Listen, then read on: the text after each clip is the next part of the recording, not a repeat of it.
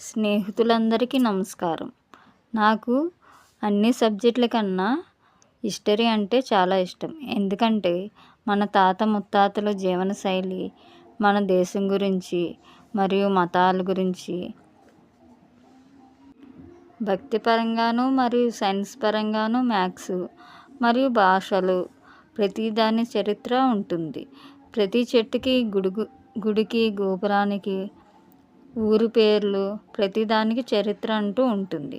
మన ముందు తరం వాళ్ళు పురాణ ఇతిహాసాలను ప్రతి విషయాన్ని పుస్తకాల్లో రాసి మనకి అందించారు కాబట్టి మనకి తెలుస్తుంది. ఇప్పటి తరాల వాళ్ళకి పుస్తకాలు చదివే అలవాటు తక్కువ అయిపోయింది. పోనీ ఎక్కువ ఫోనుల్లోనే ఉంటున్నారు కదా అని వీడియోస్ చేసి పెడితే ఎవరైనా మంచి విషయం గురించి చెప్తే వినే ఓపిక ఉండడం లేదు. ఓటీటీలో వచ్చే వెబ్ సిరీస్ల మీద ఉన్నంత శ్రద్ధ చరిత్ర మీద ఉండడం లేదు. విచిత్రం ఏమిటంటే పూజల విషయంలో కూడా సీక్రెట్.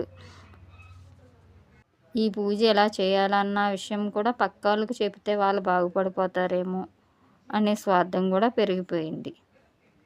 అలానే మన పూర్వీకులు కూడా ఆలోచించి ఉంటే మనకంటూ ఒక చరిత్ర ఉండేదా?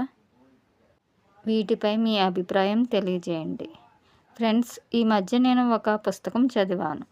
116 మహర్షుల దివ్య చరిత్ర. చాలా బాగుంది. నేను ప్రతిరోజు ఒక మహర్షి గురించి చెప్పాలి అనుకుంటున్నాను. రచన శ్రీమతి బమ్మిడిపాటి వి. బాల త్రిపుర సుందరి గారు. Please like, share, subscribe. ప్రోత్సహించండి ఫ్రెండ్స్.